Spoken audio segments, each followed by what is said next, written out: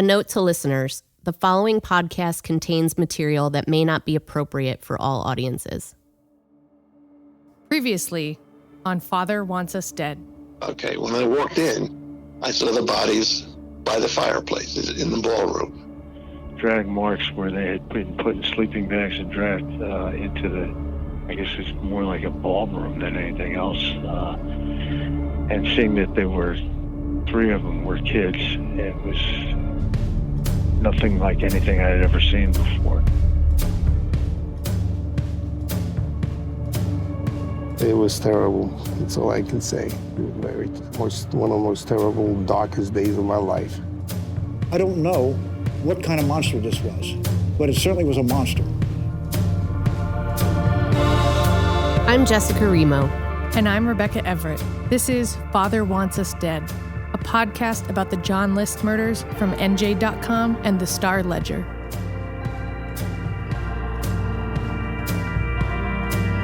In episode 1, we told you about the gruesome crime scene police uncovered 50 years ago in the ballroom of Breeze Knoll, a beautiful mansion in Westfield, New Jersey. The bodies of a mother and 3 children lined up on sleeping bags, and the grandmother lying dead upstairs. And the punch? The killer was, in fact, the father of the family, John Emil List. And he had disappeared, leaving behind bodies that wouldn't be found for a month.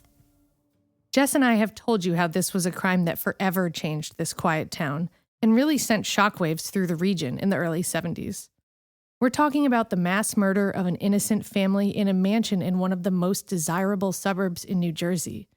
If that doesn't make you lock your doors, what does? And as more details of the crime surfaced, they only raised more questions, especially because police kept List's chilling confession letter a secret. But today, 50 years later, we can tell you that there's even more to these killings than what John List put in the letter he left that night. So why did List slaughter his family? How did a man who seemed just like your average accountant and Sunday school teacher become this calculating, ruthless killer who committed a nearly perfect crime? These are the questions we're going to answer as we take you inside this monstrous act and the hunt for the man who committed it. In this episode, Rebecca and I will tell you who John List really was, starting with what people thought of him in Westfield, where his family lived for 6 years before he killed them all and disappeared. And we'll go back to where it all started, in the strict little home where he was raised, and give you a glimpse into the interesting circumstances of his marriage to the woman he would later kill. I promise you, it just gets stranger from here.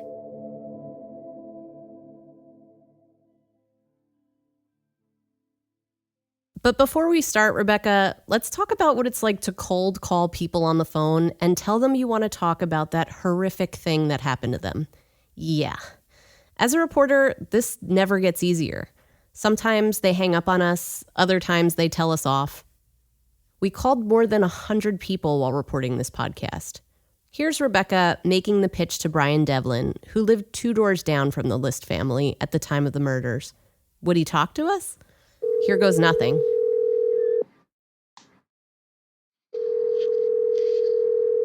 Hello? Hi, this is Rebecca Everett. I'm a reporter with NJ.com. I was hoping to speak with Brian.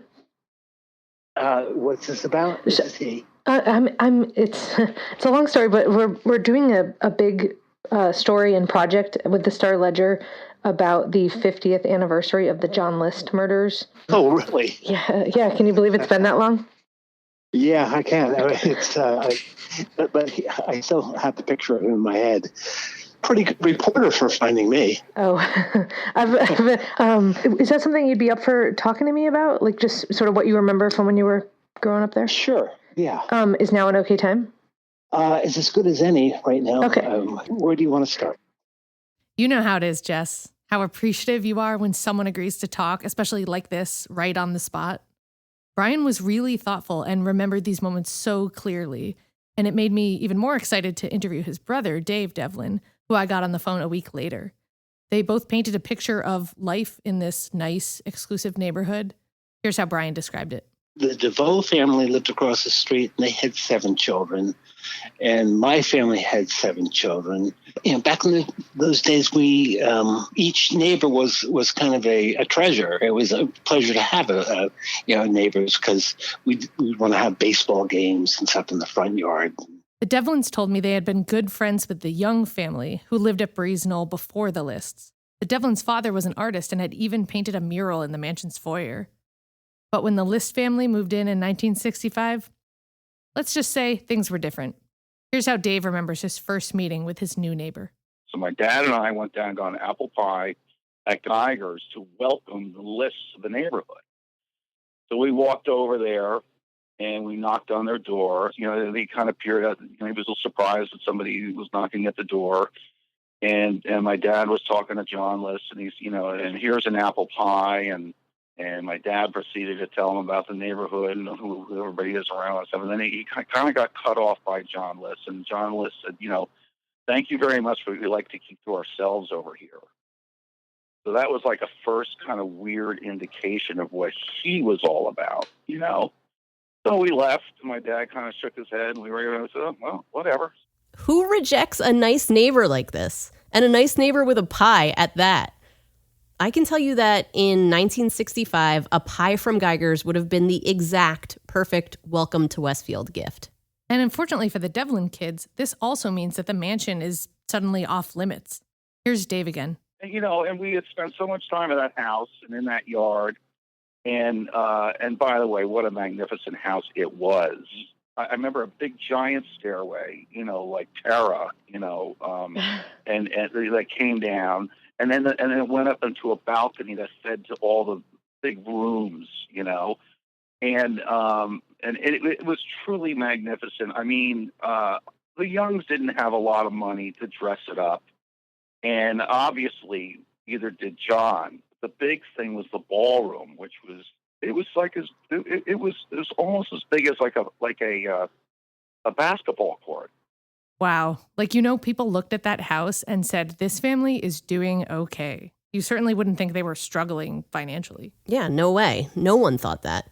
But no one really knew what was going on in that house. Brian said the Lists mostly kept to themselves, but once in a while the boys would come out to join in a softball game or whatever the neighborhood kids were up to.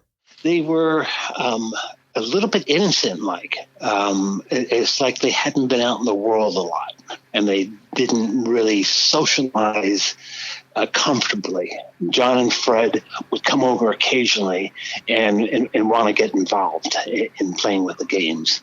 And they were certainly welcome, but they were not very good at it. They wouldn't be a kid that you would pick first. They'd be the kid that you'd pick last on a softball game. Everyone we talked to from the neighborhood said Patty was different from her younger brothers, John and Fred. They were 15 and 13 when they died. Dave said she was pretty and more confident. Patty seemed to be like the more worldly one, even at 16, very, very kind of outgoing as opposed to the rest. The two boys, at that time we would kind of call nerdy, They had just come from the Midwest, and of course we were in the middle of the 60s or the 70s. They were, very straight-laced and things like that, wore white socks, which was a big no-no back then, and things like that, I've always wondered, Jess, why Patty ended up being so much more outgoing and socially adept than her brothers. Was it something about how they were raised? Or maybe she took after her mom and her brothers took after their father? Because John List certainly wasn't making any friends. Yeah, the Devlins definitely remember Helen as being friendly. Here's how Dave described meeting her when she answered the door one day. Because I was just a little kid trying to find somebody to play with, and she was as nice as could be. And she came down. She was in a nightgown. She came down because apparently she was bedridden. But she was like the sweetest woman to me. It was a whole different story if you knocked on their door and Mr. List answered. He was kind of a jerk, though. And he'd peer through the door and go, "What do you want?" And it was almost like he wouldn't let you in the house. And he certainly wouldn't let the kids be exposed to other people. Interviews like this made me wonder if John List didn't think these kids were good enough to hang out with his kids. He had raised them right, he was so proper, he would be horrified to see these kids roaming barefoot around the neighborhood, all unkempt. I asked Dave about it. They never could come out and play. They were, I don't know, maybe because we had long hair, maybe. You know what I mean? All my brothers and sisters went to Woodstock. I was the only one that didn't. And some were Beatles lovers and things like that at the time. And Rebecca, don't forget what we heard in our first episode about John List's formal choice of clothing when he's working in the yard. We thought it might have been a rumor until the Devlin brothers confirmed it. Here's Dave. He used to come home from work in his black suit with a tie on and mow the lawn in that. He would mow his whole lawn in his suit. It's like, who does that? And you remember seeing that? Oh, yes, absolutely, yeah. And it was just strange.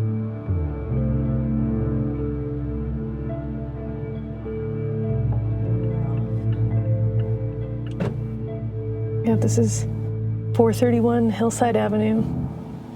Obviously not the same house that the Lists lived in because the house burned down a year after their murders. And no one seems to know why our house still to this day, though they have suspicions. Right. You know what I was thinking? Maybe we should roll our windows down so there's some noise. Yeah, maybe we're gonna get mosquito. That's true. We'll try to be quick.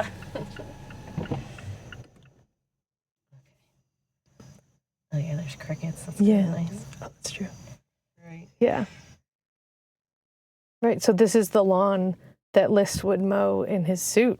Right. It's such a lawn. Can you imagine doing all of this in your suit? No, but I also don't think that John List maybe even owned shorts, like gym shorts. I can't. That's an excellent call. Yeah. I'm sure he did not.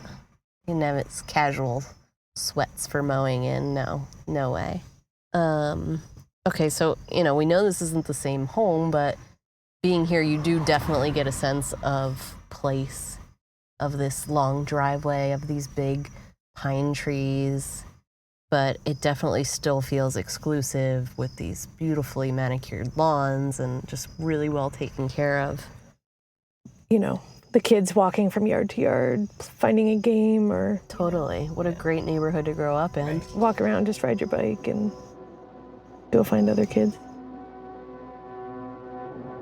The other thing is how quiet it is and how safe and set aside it feels. You do get a sense that if something happened here, it would be like, what? It's just a complete contrast. Yeah, it really seems really nice and idyllic. But then at the same time, you think about, that's not why we're here today. We're here for the opposite reason. It's a beautiful neighborhood, but there's this sadness about it. There's this sad, awful tragedy that happened here. 50 years ago, the street right here was lined with police cars. Yeah. And, the police walked into a house, just like this and found these 5 bodies. And everything changed, Right.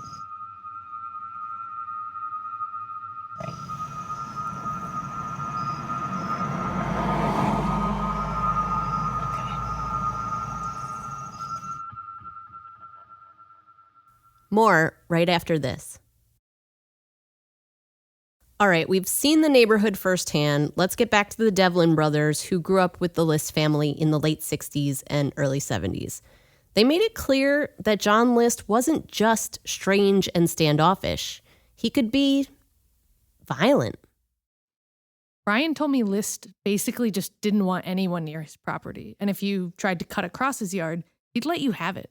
One time he actually chased Brian and his friend. As we were walking through the backyard, John List started running after us in a, like he wanted to get us. And I guess we were probably 13, 14 years old at the time. And as he was chasing us, I said, "What are we running for?" And we just stopped and then faced him. Brian said List snapped that he didn't want them on the property and not to come back. We realized he would go after you if you went on the lawn. And so once in a while, as kids, you would do it just to tease the guy. But he wasn't anybody have fun with. He was just somebody who really did not want any part of anybody around him. You could see it wouldn't take much to make him just go crazy. They said sometimes List would even pick up a handful of rocks from his gravel driveway and just chuck them at kids who were pissing him off or on his lawn. Dave Devlin said he and a friend were playing in a construction site next to the house when it happened to them. They had like this I forgot what it was, like a conveyor belt, like rollers that went down into the foundation that they had just put in. Okay. So we would, of course, take, pieces of plywood and ride that thing, and I don't think he liked that, it must have bothered him or something. And, again, he and I hunkered down because we were getting rocks that were thrown at us. And there was another target of the rock throwing, a donkey named Eliza Doolittle. We had a donkey, believe it or not, at the time. My dad was running a little low on money one year, and he had 7 kids. And we had a stable because we had an old carriage house, and below was a stable. So instead of getting us all a bunch of Christmas presents, he got us a donkey. Yeah, Eliza Doolittle. What you do is you tie her up to a stake out on the front yard, and she would not only mow the lawn for you, she would fertilize it for you. But every once in a while, if the ground was soft enough, she'd pull up that stake and she'd go a-running. And Eliza, of course, would made a beeline towards the List house. And when Eliza, got loose and was basically running across the lawn, he immediately would pick up rocks and start chucking them at Eliza. John List. Did it ever bray and make noise and make him mad? No, she never made any noise. No, she didn't. She was great. I'm looking at a picture of her right now with my dad used to do a family photograph and send it out for Christmas cards every year. Eliza was a big part of our life. Jess, I can't think of anyone who would be less excited to have a donkey running and pooping in his yard than John List. Right? Poor Eliza Doolittle. He was the kind of guy who just wouldn't tolerate anything below the pinnacle of propriety and respectability. And definitely not a donkey. And of course, before the end of our conversation with Dave, we had to ask what he remembered from when the List family's bodies were discovered in December 1971. 28 days after List ambushed and murdered them one by one. It was the following morning when Dave's friend called to tell him. I remember I was getting ready for school, and I was in the kitchen, and he called me. He goes, "Did you hear what happened?" I go, "No, what?" He goes, "John List killed this whole family." And I remember my mother looking, and she goes, "What's wrong? What's wrong?" So that's John List in Westfield. Before he was a mass murderer, when he wasn't at work or church, he was basically the ultimate get off my lawn kind of a neighbor. He wasn't just a guy who lacks people skills. I think you could say he was an asshole, at least to some of his neighbors. Yeah, I mean, it was like anything that wasn't respectable and proper, he had to snuff out. We can't say why he did this horrendous thing without knowing how John List became this tightly wound man. Part of me thinks it was a combination of his mental health and his upbringing. Or maybe he was just a calculating, selfish son of a bitch who saw a way out and took it. And we'll hear more later from those who knew him better, those people he actually let inside the big house and even showed a bit more of himself too. But for now, we're going to go back, see why this guy was the way he was, because that's one of the big questions we're trying to answer here. This guy is unique. This guy is different. So this is Barney Tracy, retired Westfield police chief. Back when the killings happened in 1971, he was just 19 and one of those area kids who would drive by the mansion just to check it out. He becomes a cop in Westfield, and only a few years in, his chief makes him detective and at the same time hands him the John List case file and says, "You're in charge now." I met up with Barney Tracy at Linden High School. He's a security guard there now, but the way he walks around chatting with everybody, it's like he's the mayor of the place. In my years of covering Union County, I never had much interaction with Tracy because, well, there just isn't much crime in Westfield. I was expecting a grizzled retired police chief, but actually, he's a big softy. He teared up a few times talking about the case. He's got 5 kids, including 2 he adopted, and I think as a father, he just cannot wrap his head around what John List did. Your children, oh my God. Every man I know would die for their kids. Wow. Now, his wife, she had a lot of issues, but still, care for her. Don't kill her. And for murdering your mother. How do you, oh my God. How do you do that? So like every other cop who tried to find John List over the years, Barney Tracy immersed himself in that case file and tried to learn as much as he could about List. And Rebecca, we got much of that case file for the first time, but we also have something that the cops didn't have back then. John List's own account of his life from his jailhouse memoir. He wrote it in 2002 with his old Army buddy. Yeah, and I do think it's a bit self-serving, but that memoir really does help us flesh out what we know about his upbringing and also what he was thinking 50 years ago. Let's dive in, Jess. So John List is from Bay City, Michigan. His mom was 39 when she married a 60-year-old widower, but the age difference was not the weirdest bit about their relationship. They were actually second cousins. I think it was maybe more common back then, but I also think it may be partly because of this insular community where he was raised, this tight-knit German-speaking community based around this conservative church. John List said he hardly interacted with anyone who wasn't a relative or other German Lutherans in the church. Sounds like he was a pretty isolated, lonely kid. Plus, his parents raised him in this very strict, rigid way where everyone does what's expected, works hard, doesn't ask for help. Here's how Barney Tracy described it in our interview.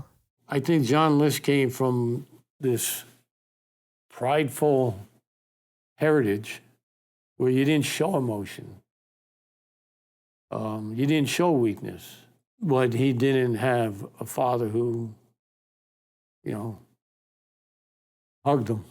But his mother seemed to overly compensate for that and sheltered him. So he wasn't really prepared for the world the way it is. Basically, people said List was a mama's boy. In his memoir, he said Alma would make him stop playing sometimes because she worried he would get overheated. She coddled him, even as an adult. As a young man, List joins the army, where being raised to do what you're told served him well. But he was apparently offended by the soldiers' salty language. Of course he was. Funny that he eventually winds up in New Jersey because cursing is our birthright here. So John List survives both shelling and the foul language during World War II. As a lieutenant during the Korean War, he finds himself at Fort Eustis in Virginia, where he will meet the beautiful woman he'll later marry. It was a brief engagement, for reasons we'll get into next, but it does just make you think, if only these two people had really gotten to know each other better, maybe so much might have been different.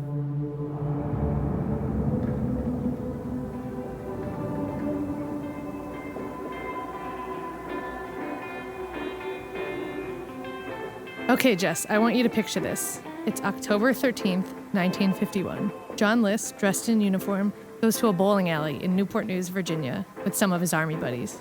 He's too gangly and uncoordinated for most sports, but bowling he can do. He's 26, with ears that stick out from his glasses, kind of like Buddy Holly or a young Bill Gates. And this is where he meets Helen. In a photo from that night, List looks awkward. It's the picture I texted you, Jess, when I found it. Even though she's in a simple dress and she's holding a pair of bowling shoes, she still manages to look as elegant as though she's in a ball gown. Oh yeah, she looks amazing. What a smoke show. They certainly don't look like two people that would end up together.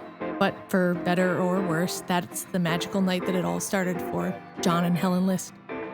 No one could possibly have imagined then that Helen List would become the first to die in her husband's methodical killing spree.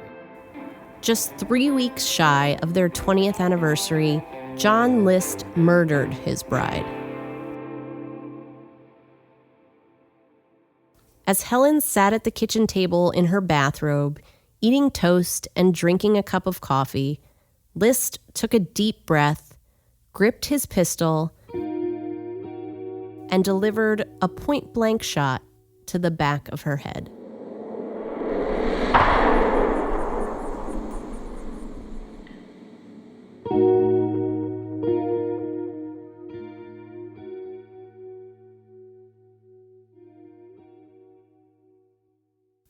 By all accounts, the person who knew John and Helen List the best was Helen's sister, Jean Seifert. So we really wanted to talk to her.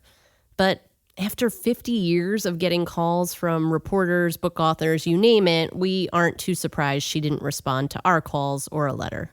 I also sent your mother, Jean, a letter.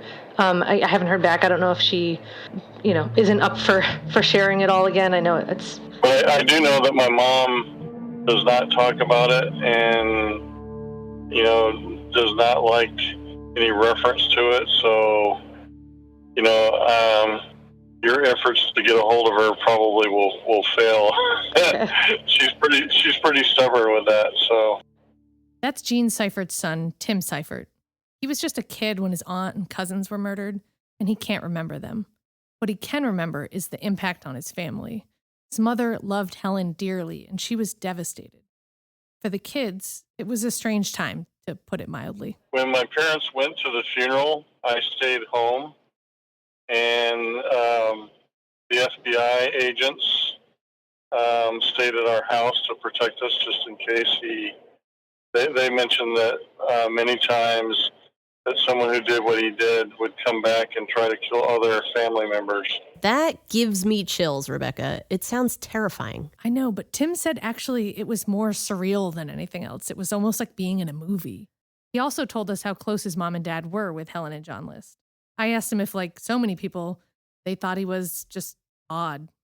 Well, I think maybe the word odd can be taken out of context different, maybe.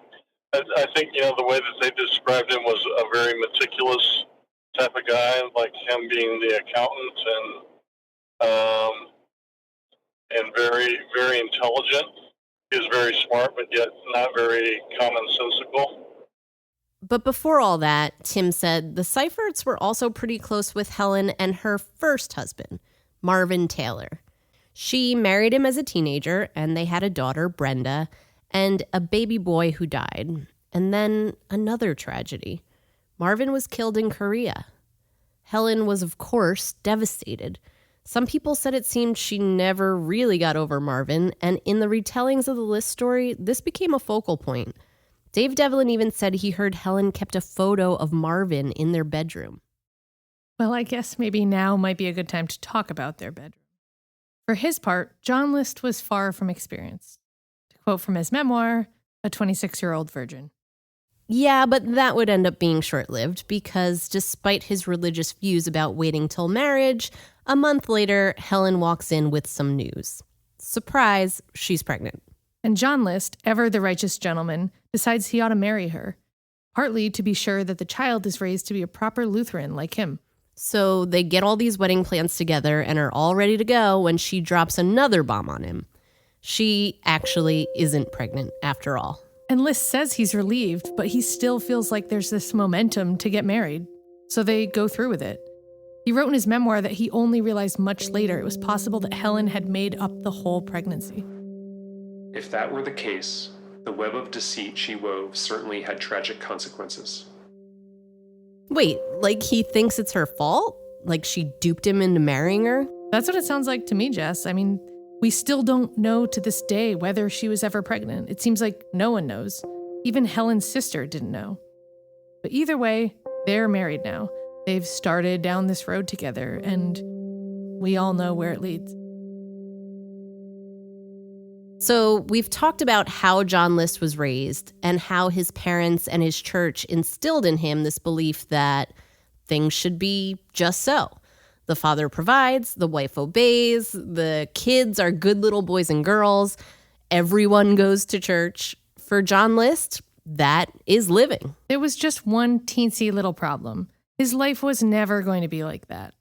And while some people might learn to adapt, to become more flexible, to ask for help, or just adjust their expectations, John List just could not seem to do that. And he wasn't just inflexible, Rebecca.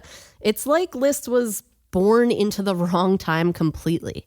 His parents were older when they had him, and their community was more old-fashioned than most. And then it was the 60s, right? Can you think of anyone less fit to live through the 60s and then the 70s than John List? Seriously. By the time he was raising kids, it was like the world had left him behind. He was a dinosaur. His expectations and his reality could not be more different. And he couldn't let anyone know that the life inside the List home didn't fit that perfect idea of a good Lutheran family. Which brings us back to his marriage. It got off to kind of a rough start. They moved back to Michigan so John can take an accounting job and be close to his mother since they're so close. He loses that job, and Helen suffers a series of miscarriages. But in 1955, they have Patty, then John Jr., and Fred. And remember, they're raising Helen's daughter from her first marriage, Brenda. From the outside, they probably look like this happy little blended family, except they're not. Because John and Helen were polar opposites. Jean Seifert would later testify that Helen completely dominated John. She would be demanding or outright mean to him. Eventually, Helen explicitly told him their marriage wouldn't work. Can you imagine hearing that, Rebecca? Yeah, how do you move past that? It really sounds like she was just miserable. Liz said she was upset because he wasn't providing her the lifestyle she wanted. She was drinking a lot, the sex was bad, she stopped going to church, and her daughter, Brenda, got pregnant at 16 and was sent to a home for unwed mothers. Things were not good. Then, in 1961, 10 years into their marriage, John and Helen and their 3 kids moved to Rochester, New York. This is one of several times where it seems like John List just expects all of his problems to be solved by a new job and a new home. A blank slate. And for a little while, things seem okay. The pay and perks were way better at his new job. Helen starts going back to church, which of course makes John happy. And he was even put in charge of the Sunday school. But beneath the surface, Rebecca, something else is happening. Even the pastor at their church starts to notice. He overheard Helen tell John List, "If you were half the man my first husband was, we wouldn't be having the troubles we're having." Oof. So, Jess, I tried to call this pastor, Edward Sereski, but he wasn't well enough to do an interview, and unfortunately, he recently died. But his son, Chip Sereski, said it was very clear to his father that neither John nor Helen was what the other wanted in a spouse. He was much more of a conservative guy, and she wasn't. And, they were, I believe, oil and water. And as my father used to say a lot of times, if you marry opposites oftentimes attract, but when you marry somebody who's opposite to you, it can be a life in heaven or a life in hell. We also had the chance to talk to Kathleen Charfellow, who goes by Kay. She's 85 now, but in the 1960s, she and her husband were raising their kids right next door to the Lists in Rochester. He was really kind of weird. I mean, our yards were connected, and he used to cut his grass with a suit on, a suit and tie. And if he didn't have a suit jacket on, he had a white shirt and tie. Again with this mowing outfit. Yeah, I guess that was his style in Rochester, too. But I have to say, Jess, other than that, Kay's memories of what the Lists were like there honestly just made me really sad. She painted this picture of Patty, John Jr., and Fred as these unsupervised kids who were just starved for attention, and maybe also just starved. Kay said that the List kids just wandered into her yard most summer afternoons, wanting to play and asking her husband what he was grilling for supper. They ate with them often, she said, because the couple was worried about whether anyone was cooking for them at home. Because John List at this point was working 10 or 12 hours a day, and the Charfellows almost never saw Helen. Kay said it was always just the 3 List kids riding bikes or playing together. Oh God, they were very, very well behaved kids, and they were friendly, especially the youngest one, Freddie, his name was. I don't think they had much of a family life, and I knew the kids told us that the grandmother was coming to stay with them because the mother was sick. Helen List was indeed sick. Many days, she didn't even get out of bed. She had symptoms her doctors back in Michigan couldn't explain, and we know that her health went even more downhill in Rochester. The only person at this point who knew what Helen was sick with was Helen, and she wasn't about to share that secret with anyone. If you're starting to get the sense that things are getting worse instead of better, you're not wrong. And that's where we'll pick up in our next episode. We're finally going to see what happens when John, Helen, and the List kids move to Westfield, the town of tree-lined avenues and Victorian mansions and even more expectations. For List, Westfield means even more mounting pressure that he has no idea how to handle. Things are getting worse and worse, and the bar for keeping up is just getting higher. Even more reasons to see his family as an accounting problem he needed to solve. If John List's killings were a horror movie, this is the rising action, right? That point where you want to yell a warning to the characters on the screen about what's coming. And of course, in the middle of all of this are Patty, John Jr., and Fred. Just kids trying to find themselves. But as we'll hear next, one of them started to notice things about their dad and even shared those concerns with friends in the final days. Things really heat up in episode 3. We'll learn what's actually keeping Helen in bed every day. We'll see how List flew into a rage one night, months before the killings. And we'll see why everything from his beautiful home to his daughter's new hobby was an insurmountable problem. We'll take you inside the mind of John List as that pressure builds and he eventually decides on his solution. The elimination of his entire family. And then, the disappearing act. He could never really turn to her and say, this is who I am. I'm not the guy who can buy a house like this. But for whatever reason, his own insecurities, he had to get that house and he had to make it look like he was a success.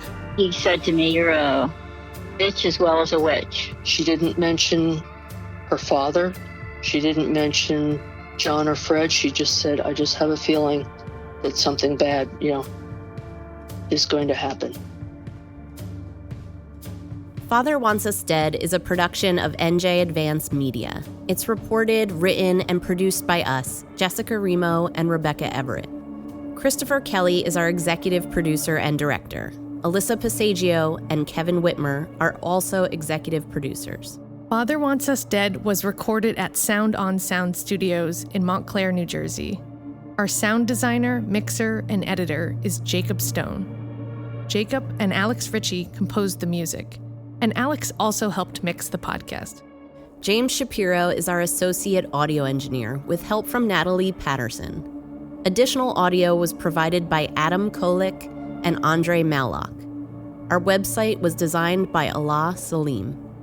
Special thanks to all our sources who agreed to talk to us, even though we know it wasn't easy. You can visit fatherwantsusdead.com for more about the story, including crime scene photos and other extras we couldn't fit into the show. And you can email us at inbox@fatherwantsusdead.com.